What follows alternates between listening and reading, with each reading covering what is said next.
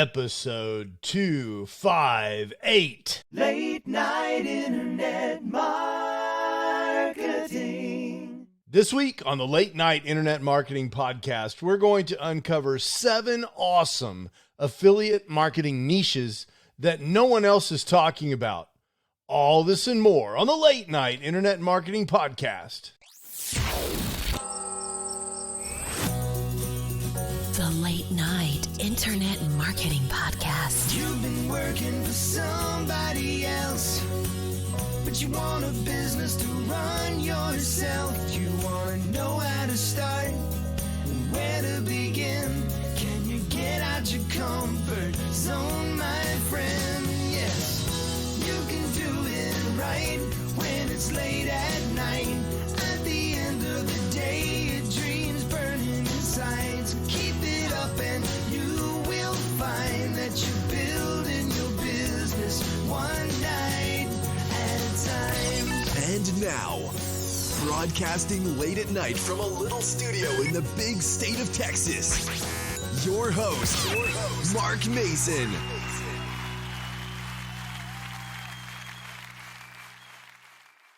Hey, how are you doing? I am your host, Mark Mason, coming to you from the little studio in Dallas, Texas, where it's so warm. I got a sunburn this week watching baseball in the middle of February. What the heck is going on here? It must be global warming, or maybe it's the fact that I'm in Texas. Either way, you know what they say in Texas, if you don't like the weather, just wait a minute, it'll change. And that's certainly what happened. We went to the baseball game. It was a doubleheader. In the morning, it was 40-something degrees. And by the end of the second game, I had a sunburn, which is stupid and irresponsible, but, it is what it is. So I enjoyed the baseball game, but the highlight was definitely the brisket nachos at this particular school where we were watching my son play. They had really fantastic concessions. In fact, this tournament is famous in Louisville for their concessions. So that was really cool. I want to talk to you about some affiliate marketing niches that you probably haven't thought of today. And I want to do that because I want you to be thinking off the beaten path when it comes to niches. It turns out that everything under the sun can be purchased on the internet. And if you can get into a niche where people are buying things, but it's a little bit different and off the beaten path, 2 things happen. One is you can create fantastic content that people actually need, because in these off the beaten path niches, a lot of times no one's writing about them, or the amount of content around these niches is lower than it would be in a normal, what I'll call mainstream affiliate marketing niche. So that's one thing. And the second thing is, obviously, is these niches tend to be relatively new and growing. And sometimes that means you can do work now that will continue to pay you for years to come. So I wanted to talk about that. But before we do that, let's talk about what makes an awesome niche. What's the criteria? And I would say, there are 4 or 5 criteria. And again, they're pretty obvious, and you've heard this before. First of all, you need high or at least growing demand and interest in the niche. Something that is either already super popular or looks like the popularity is growing. And you can tell this by searching in Google, looking and seeing if there are both products for sale and there are people talking about the products and the information around the niche. And what kind of goes with that is, I think niches are best if there is evergreen content that remains relevant. I'll give you an example.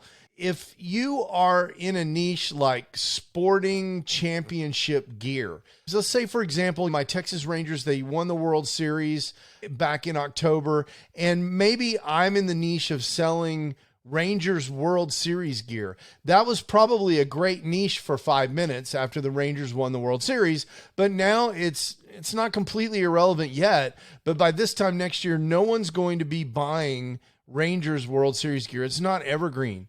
On the other hand, if you've got a niche that's related to something that happens over and over again, one of my favorite things to think about is gardening, the gardening niche. People are going to be gardening from now until the end of time. They've been gardening for the last 3,000 years, and they'll be gardening for another 3,000 years. So that could be a really good niche with evergreen content, pun intended there. And then the products in the niche need to have substantial commission rates. I think it's a lot of work to create excellent content, and I tend to focus on products where the commission rates are decent. I don't think it makes a lot of sense, for example, to work in a niche where the products are $3 or $4 and you make 20 or 30 cents a sale. That's just not going to ever really result in something that's going to be meaningful for you. I think you really need products I like products in the $50 to $150 and even $200 range and higher, depending on the niche and what's going on there. So you need that in an awesome niche as well. And then we want a unique angle if possible.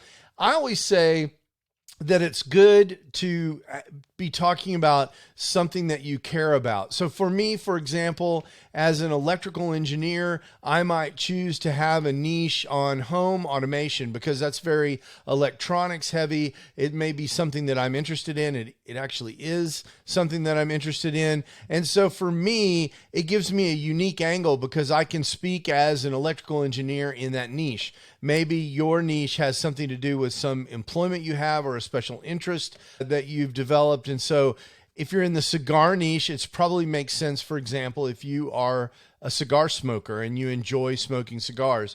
And I think not only does that make you more credible, it also gives you the kind of perspective and patience that it takes to build content in the affiliate marketing space because it takes time to get traction and make an income. So that's sort of the criteria. So here are the niches that I've came across that I think are pretty interesting and that are meaningful to me. Now, this first one, I think is an obvious one, but is different than what you usually hear. So you always hear that one of the great niches for affiliate marketing is weight loss. And there's certainly a lot of products out there around weight loss and diet and exercise and so forth. I like something a little more specific. And so one of the things that I think is very interesting is keto diet. That continues to go on strong. There are a lot of different angles there. And if you can take an angle inside of keto diet, like clean keto or something like that, I think that's even better because there's consistent demand for both information and products. There's a lot of community around that. And I actually know someone who's made a living in this space and has affiliate content out there that has paid her over more than a decade. And so I think remains a really good niche for you to focus on, especially if you can get specific inside of keto with something like clean keto. And the other thing that's really nice about keto is there's always new keto products coming out, and you can recommend those products, and a lot of those programs have good commissions. Now, the downside of keto related stuff is that it's really competitive. And so you're going to need to do work to stay up to date with the latest research, with the latest products and so forth. So some of this niche is evergreen, but some of it is constantly evolving. And a lot of times that can be great because that means you always have news to report on and new opportunities to generate content. There are also some really high commission products in this space, keto training programs and so forth. And so I really like that kind of niche.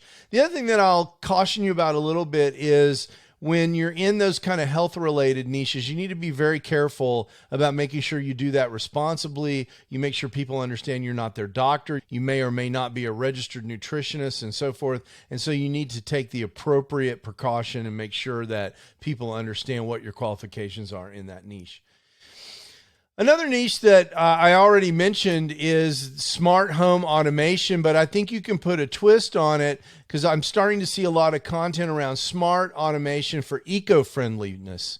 So one kind of smart automation is turning your lights on and on. That's pretty cool. But a twist on smart home automation is using automation to be more eco-responsible. And what's cool about that is it combines all this tech innovation, which creates a lot of news and a lot of new content and stuff you can feed on and leverage. And it marries it with sustainability, which is appealing to a subset of people in the world, maybe people that wouldn't normally think about automating their home. If they're eco-conscious, they might be willing to do that. So that's kind of interesting, I think. Again, this is another thing where there's a rapid pace of technological advancement. It means products need to be updated constantly. And so you're going to need to monitor this niche over time. But I think this is a really cool angle. Smart home automation is a great niche all by itself. It's really cool. But if you combine it with eco-friendly, I think that's really neat. Another niche I think that's like this, that's interesting, is the drone photography equipment niche. Now, this is super niche-y, right? Drones have been a good niche for a long time, but if you niche down into what you tend to do with drones, really there's two things you do with drones. You either race them or you take pictures with them. I think drone photography is really cool. A lot of enthusiasts are willing to invest in high quality drones and accessories. So there's some high ticket affiliate opportunities there. What you want to watch out for in this niche is trying to understand how big the photography piece of it is. And quite frankly, it's a little bit hard for me to tell. So that's something that I would want to evaluate with keyword research and so forth. And then, of course, there's all the issues of licensing and regulation around the flight of drones. But I think generally people who are spending a lot of money on high-end drones with photography equipment, they're licensed commercial flyers. I don't think this is a big deal, but stuff like regulations and licensing can impact market accessibility and consumer interest. So something you want to pay attention to. And the fourth one is around the niche of pets. And you're like, oh gosh, Mark, everyone talks about dog training as an example of a niche. That's not what I'm talking about. I've seen a lot of really interesting information lately on biodegradable pet products. Again, this taps into the eco-friendly angle, but it focuses on pet owners, and nobody spends more money on stuff than pet owners. So I think this is a really good kind of idea, sustainable pet toys, because pet toys are generally made of plastic and they create a lot of non-biodegradable waste. And so you can leverage this market that's known to spend a lot of money and help them spend money in a way that makes them feel good. I think the challenge here is distinguishing between genuinely sustainable products and those that are greenwashed, where they're made to appear to be eco-friendly, but when you dig in, they're really not all that eco-friendly. So you'd have to be a little bit careful and maybe even a little knowledgeable about the eco-friendly space. But if that's you and you're an evangelist in the eco space, the pet niche could be really an interesting thing. The fifth niche, I saw this online recently, online coding boot camps. So I think this is kind of cool. So, you know, the tech industry is exploding. AI is fueling this. We need more and more programmers every day. And I think the continuous growth of technology in the world means more demand for coding education. And so I think that creates an opportunity for people operating in the online coding education space. And so that's something really interesting to look out for, not just straight up course sales from affiliate content, but you'll also find cost per action offers in these kind of education niches where sometimes you can pay $1 or $2 just for sending a lead to a CPA network in this space. So I like this technology coding education space. I think that's something that's generally going to be evergreen for quite some time. And there's a lot of activity in this niche. You know, sometimes you'll hear people argue that AI is going to make programmers go away. I think it's quite the opposite. In fact, AI will help programmers become more efficient, and they're going to be tackling bigger and more important problems. We're going to need more and more people who know how to harness the power of AI, combine it with software, and make amazing new things happen. I think this is a real big growth opportunity here. Another interesting niche is this niche of subscription boxes. You can buy a subscription and every month someone will send you a box. And there's all kinds of these, but one that I saw recently that I thought was interesting was a subscription box for home bakers. And I like that because it engages this kind of passionate community of people that bake. They're looking for ways to stay engaged with baking and new baking challenges. And a subscription service is great as an affiliate marketer because a lot of those pay on an ongoing basis. It might pay you 10 or 20% as long as the person stays subscribed. And what's cool about that is if you're a baker yourself, you can be talking about your baking experience, posting your recipes, talking about your tips and tricks, and at the same time recommending this box. And in fact, one of the ways to really do a great job of promoting subscription boxes is to subscribe yourself and do unboxings every month and break down each item in the box and do reviews of the items. And then, like, let's say there's a special jar of something in there that you can sell as an affiliate. You can also sell that product directly as an affiliate. So it's kind of like an autonomous content engine. Every month, the thing that you're selling comes to you. You get to try it out, unbox it. That creates content. And then you can create content around the contents of the box. So it's pretty cool. I think the thing to watch out for here is make sure you choose a great box that's going to have a long lifetime. One of the things that jumps out to me here is, I don't even know if he has an affiliate program, but a guy like me, an engineer, I could be an affiliate for Mark Rober's engineering project box. He's got a subscription box. I love that guy. I would be super excited to build a website around his content and promote Mark. That's something I could feel really good about. And so I think you can pick something like that as well. Okay, so here's the last one. This is a weird thing.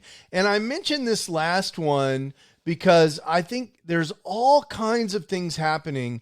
And what I want you to do as an affiliate marketer is keep your eyes open for things that you're interested in that you think you could promote and find affiliate programs for these things. I ran across these things called robo-advisors. So there's growing interest in personal finance among younger people. There are these things out there called robo-advisors. Sometimes they're called automated investing services, and they use computer algorithms and software to manage investment portfolios. And there are commission programs behind these, and that can be very interesting. And I've seen some CPA, cost per action advertising opportunities too. So if you're interested in the fin blogger space, financial blogging, I think robo-advisors targeted maybe at millennials is a really interesting space that you can look at. Now, what to watch out for, you need a pretty serious understanding of financial regulations. I've done some affiliate marketing in the financial space, and there are all kinds of FTC and other regulations. And usually the affiliate partner will tell you, hey, your content needs to meet these guidelines. In order for us to pay you affiliate commissions, here are the rules for the content that you create, what you can say, what disclaimers you have to have on your website. So if you get into this space or any other financial space like this in the fin blogging space, you definitely need an understanding of what the FTC requirements are for this. So that's 7 sort of interesting and a little bit unusual affiliate niches for you to consider. And when you do that, I want you to do your own research like we've talked about before in the podcast. Open up a keyword tool like Ubersuggest and see if people are talking about this online. What are they searching for? Open up Amazon or whatever is appropriate for that niche and see if there are products out there for sale. For example, if it's eco-friendly dog products that you're interested in selling, let's make sure that there are eco-friendly dog products on Amazon that are available for sale, and cruise around the internet and make sure there are going to be some affiliate opportunities. Let's ask the question about what we feel inside about this niche. And are we going to be excited about this 6 months from now, a year from now, 2 years from now, when we're needing to maintain the website and create content? It's certainly possible that you can grow these things, and I recommend that you do. grow these things so that you can have a virtual assistant or some other content manager at some future time when you're making that kind of money from the website. But at first, for the first 6 months or a year, it's going to be on you to do the work. And so I really encourage you, especially if this is your first foray into affiliate marketing, to pick a niche that you enjoy or something that you're interested in learning about. So send me some feedback. Tell me if there's some niches that you think are interesting, or if you've got a niche that you'd like me to look into and break down and talk about on the show. I'd be happy to do that. I'd love to hear from you at feedback@latenightim.com. And speaking of feedback, thank you to those of you that replied to my various requests in various channels for people who are interested in complimentary coaching sessions. I've still got a few slots. You know, those come and go. I've got a few more slots open at latenightim.com/apply. And I have not gotten back to everyone. So if you're listening to this and I haven't gotten back to you yet, don't fret. I'm getting back to everyone who contacts me. I will get to you. So be sure and reach out at latenightim.com/apply. I'll get back with you if I think there's a way that I can help you in an absolutely complimentary, no strings attached, get to know each other and hear about how I might be able to help you and actually try to help you sort of session where you just walk away with your mind blown. That's the goal of that coaching session.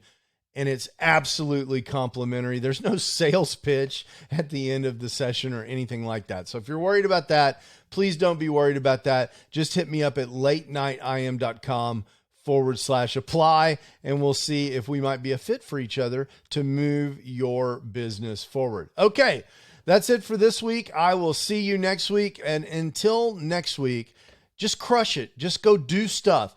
Take massive action, because that's how you can move your business forward. Ciao. You can do it right when it's late at night. You've been listening to the Late Night Internet Marketing Podcast. Be sure to visit LNIMpodcast.com today to leave feedback for Mark. Download special bonus content, access the show notes, and more. See you there. Until then, go and make some great progress on your internet business, one night at a time. Business one night at a time.